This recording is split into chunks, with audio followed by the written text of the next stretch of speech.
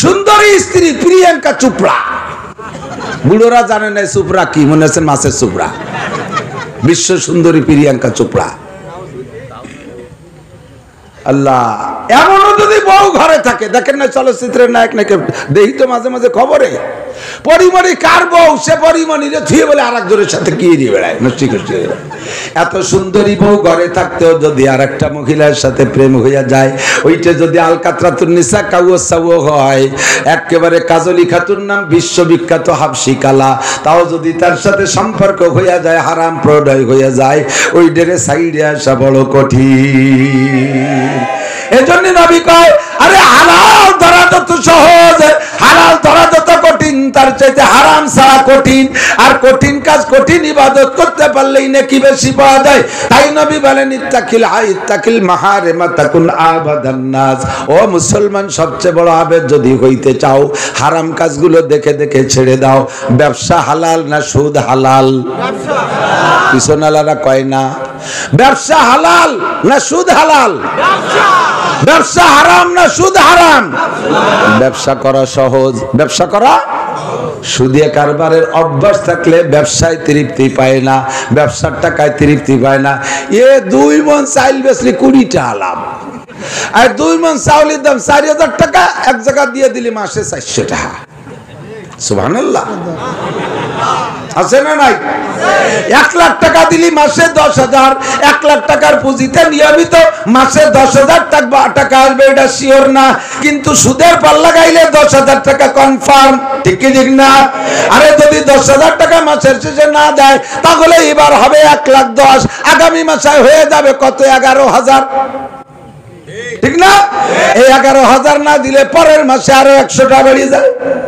ডিম আন্ডা বাচ্চা ফুটতি তালে তাই লাস্টে যাইয়া মামলা দিলে কোর্টও সুদখোরের পক্ষে যাইয়া তার মামলায় আদায় করে দেয়, ওর ভিটে বাড়ি বেইছে সম্পূর্ণ টাকা আদায় করে নিয়ে আসে। বন্ধুরে, হারামে একবার অভ্যাস হয়ে গেলে হালালে মজা থাকে না, হালালে তৃপ্তি পায় না। ঘুষ খেয়ে তাদের অভ্যাস হয়ে গেছে। এদিক ঘুষ ঘুষ। ডুবেরের অফিসাররা তো খায় না, পুলিশরা তো খাই না। পুলিশটা দাঁত মেজে মেসাক করে ফেলেছে, রাস্তায় দাঁড়িয়ে ট্রাকের সাথে মুসাফা করে করে 20 টাকা। রাস্তার ট্রাকের পিসাব পুলিশরা। আরে সব পুলিশ না, আমি হাজার হাজার পুলিশ জানি, যেই পুলিশরা একটা চাও আর একজন পুলিশের কাছ থেকে খায় না। এরকম হাজার পুলিশের খবর আমি জানি। আমি মাওলানা নাসির নফল রোজা রাখি না, প্রত্যেক চাঁদের 13, 14, 15 3 দিন রোজা রাখে, নফল রোজা। এরকম পুলিশ আমি জানি। সিপাই না, বাগা officer, DIG, SP, additional DIG, এরা একটি টাকা ঘুষ খায় না। আমার হাতে টাকা দেয় মাদ্রাসায় 200 টাকা, একজন ডিআইজি 200 টাকা। ডিআইজির কাছ থেকে নেবে হলো 2 লাখ, কারণ তার বেশাল ফাতা আছে, ওর মধ্যে ঢুকতি তালে থাকে খালি। তাতে আমার এক পাশে পয়াম কেটে একটু দিয়ে দিক, তাতে 2-5 লাখ হয়ে যায়। মাত্র 200 টাকা দিয়ে হাত ধরে কয়, হুজুর দোয়া করেন। আমি খুব খুশি হয়েছি। উনি বুঝতেছে যে আমি একজন ডিআইজির কাছ থেকে 200 টাকা এ থেকে হুজুরিয়াতে মানায়। মনে হয় হুজুর বেজার হয়েছে, হুজুর কষ্ট নিয়েন না। আমি বললাম, যদি আপনি ঘুষ খাওয়া টাকার থেকে 2 কোটি দিতেন, তার চাইতে আপনার এই 200 টাকা আমার বরকত বেশি হবে। আমি অত্যন্ত খুশি হয়েছি। সারা দেশ ভরে গাইয়ে বেড়াবো আমি ইনশাআল্লাহ। ওয়াজের মাঠে আপনার প্রশংসা হবে। আল্লাহর কাছে দোয়া করব, প্রেসিডেন্ট গার্ডের এসপি, প্রেসিডেন্ট গার্ডের এসপি, এসপি আবুল কাসেম টুটুল, এই একটার খালি নাম কয়ে দিলাম। এসপি আবুল কাসেম টুটুল আমারে মোহাব্বতের সাথে কয়, হুজুর আপনার তো বাসায় নেওয়ার দরকার, কিন্তু সাথে লোক রয়েছে, আপনি তোমার দেশের ভাই, আপনারে নিয়ে কোনো ঘটনা না, কিন্তু উনরা কয়জন রয়েছে ঠাট্টা করবে, আপনার এই উপরে হাসাহাসি করবে যে আপনার দেশের এসপি, তাই বাড়ি নাকি এই বহুত কষ্ট করে বাড়িতে 2 বিঘে জমি বেশি আইনি একটা ফ্ল্যাট নিছি, ছেলে মেয়ে তো ঢাকায় পড়াইতে হয়, তো এখনো প্লাস্টার করতে পারি নাই ফ্ল্যাট দেয়, আর জাল নাই খেতাটা নাই তুইছি। প্রেসিডেন্ট গার্ডে যে জায়গায় বসে কোটি কোটি টাকা কামাই করতে পারে, একটু চাকরির নাম কয়ে দিলে তার কাছে বস্তা ধরে টাকা পড়ে। এমন পুলিশ আমি জানি যেই পুলিশ তাহাজ্জুদ পড়ে নিয়মিত, যেই পুলিশ সাধারণ ডিউটিতে হিন্দুদের পূজার ডিউটি পাইলেও সে জায়গায় সে সুন্দর করে নামাজের পরিবেশ কইরা জামাতে নামাজ পড়ে, এরকম পুলিশ আমার জানা আছে। কিয়ামতের ময়দানে এই সকল পুলিশ হযরত মুখতার রাদিয়াল্লাহু তাআলা আনহু পুলিশ ওনার সাথী পুলিশদের সাথে জান্নাতি হইয়া যাবে।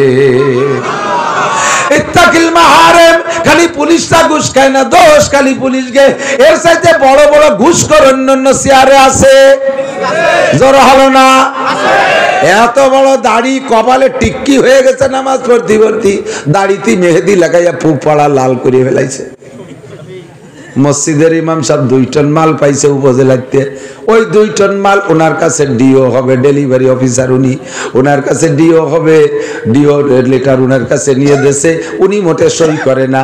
এই পাশি ভাইডাই করতে করতে মাস গস্তি গস্তি চলে যাচ্ছে, কারণ হুজুর তো জানে না যে উনি মাল খায়। এই মাল দিচ্ছি না বলে তালে আসতেছে না, এটা হুজুর টের পাই নাই।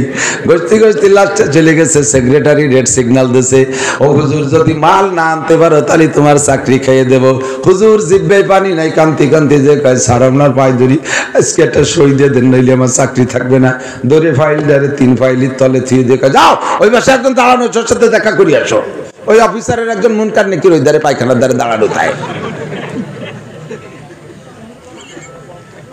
মুনকার নাকি জায়গা ভাই স্যার কি আপনার কাছে আমরা পাঠাইছে? বলে হ্যাঁ। কি জন্য পাঠাইলে? কয়েছে যত বড় দাড়ি দেখো আর যত বড় টুপি দেখো, কপালে দাগ দেখো, ওর ভিতরে ফাঁক আছে। দাগের মধ্যে কি আছে? ফাঁক আছে। মাল না দিলে তাল হবে না। কড্ডুন কয় 2 টনের 1 টন। উড়ি গজব। ৭৫,০০০ টাকা বেতন পায়, তারপরও তার পেট ভরে না। মসজিদের মালে 2 টনের 1 টন কাটি যাবে। ও কান্দে দেশে কয় স্যার তাহলে আপনারা রেখে দেন, আমি চাকরি বাকরি ছেড়ে বাড়ি যাই। এই এত ডুন দিয়ে গেলে আমার চাকরি থাকে। কমপক্ষে 500 কেজি। সেই 500 কেজি দিয়ে ডিও লেটার সই করে এলে কত প্রমাণ চান? ব্র্যান্ড গল্প করি না, হাজার হাজার প্রমাণ আছে। এইগুলোর নামে দোষ নাই। দোষ খালি আমার পুলিশ ভাইরা রাতের কুয়াশার ভিতরে প্রচন্ড ফাঁকা, যে জায়গা সন্ত্রাস ডাকাতির আড্ডা, সে জায়গা তাদেরও মেরে ফেলাই দিতে পারে। সেই জায়গা আগুন জ্বালায় রাত্রে কুয়াশার ভিতরে রিস্ক নিয়ে পাহারা দিচ্ছে। তারা যদি সে জায়গা যে একটু চা পান খায় আর কেউ যদি একটু ধরে, তারা যদি 10-20টা দেয়, সেইটার উপরে আমাদের চোখ পড়ছে। তারপরও তা হারাম, তারপরও তা ভাই কথা বলেন না। তাই ধারে বাড়ির জরুরি কথা হলে মাই কি করেন সবাই শুনি, আর না হলে শরীর জানতে দিই। আমার শরীর বিশ্ব খারাপ, এই পাশে ডান পাশে শিরা খটখট করে টান দিচ্ছে, প্রেশার দুমচা লো। আর তারপরে যদি আইলু জ্বালিও তাহলে ক্ষতি করবো না কিছুই।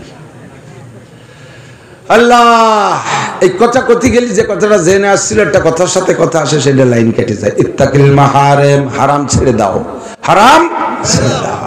ঘুষ ছাড়ো। ঘুষ হালাল না হারাম? ফতোয়া দেন, ঘুষ হারাম না হালাল? ঘুষ হালাল না হারাম? যারা ঘুষ খায়, গ্রাম্য মাতুব্বার কিছু আছে ঘুষ করে না, 2 দলে সালিশ করতে যে আগে আন্ডারগ্রাউন্ডে কয় টাকা খাইয়ে যায়। এতদিন শুনছি মাতুব্বারের তোড় জোড় হামকি ধুমকি এক কায়দায়। আজকে সালিশি বসে দিয়ে যা মাতুব্বার আমতা আমতা ভাব করে, হ্যাঁ মাল খাইছো দুদু, বুঝে বেলাইছি মাল খাইছো, এই জন্য লাইন কেটে কথা কও। আর ঘুষ খাওয়ার একবার অভ্যাস হয়ে গেলে ও বেতনের অপেক্ষা করে না, জানে যে ওটা তো আল্লাহর রাস্তায় অ্যাকাউন্টে ঢুকবেই। কাজেই উজইসে মাছ ধরি, পুকুরি যে মাছ আছে ওই মাছ ধরার জন্য অত আগ্রহ না। বৃষ্টিতে পানিতে ভেসে যাচ্ছে যেই মাছ, ওই মাছ ধরতে যে আগ্রহ করে মানুষ, কথা কর না কেন? তো ভুয়ারির কটা তো রয়েছে, ও যে কোনো সময় ধরি খেতে পারবো। এ ভাইসিয়ে যা কটা আগে ধরি, এ ঘুষ আলো ভাইসিয়ে যা আমাকে ওদিকে উজইসে মাছ। জ্যৈষ্ঠ আষাঢ় মাসে মেঘে ডাক দিলি বা পানির সাথে বৃষ্টির সাথে মাছ ওঠে না, এই উজইসে মাছ, এই ঘুষ আলো উজইসে মাছ, এই ধরে খার যাদের অভ্যাস হয়ে গেছে তারা বেতনের প্রতি অতটা আগ্রহী না।